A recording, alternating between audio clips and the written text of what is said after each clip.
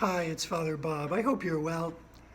In the March-April edition of the magazine Shalom Tidings, Helen Hogarty tells the story of a missionary family she hosted at a place called the Lord's Ranch, a Catholic lay apostolate in Texas that provides opportunities for spiritual renewal and outreach to the needy.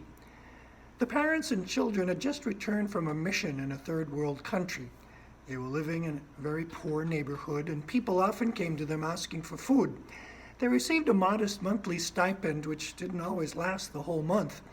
With no refrigerator or even cupboards, they bought whatever food they needed for the day, and that's what they'd eat. Well, 1 month, they were down to the bare minimum, hardly enough to eke out some simple meals until the next stipend arrived. When there was a knock on the door, which usually meant someone in need was coming to ask for something, the parents told the kids, "Don't open the door, we don't have anything to spare."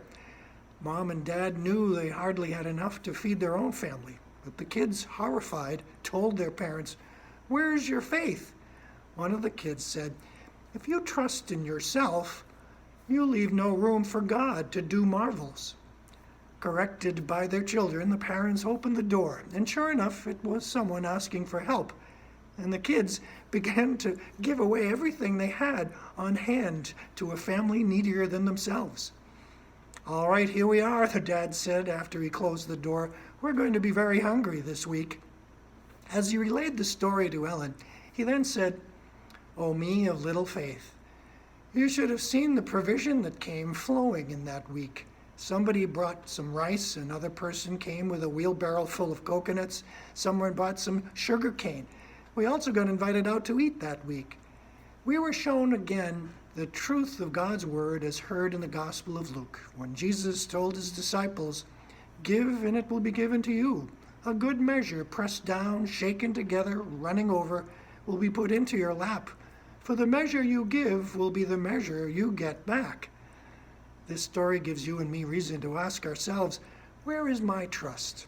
Is it in my resources, my bank account, my property, or is it in God? As one of the missionary family kids had said, if you trust in yourself, you leave no room for God to do marvels. Do you leave any room in your life for God to do marvels? I hope so. God bless.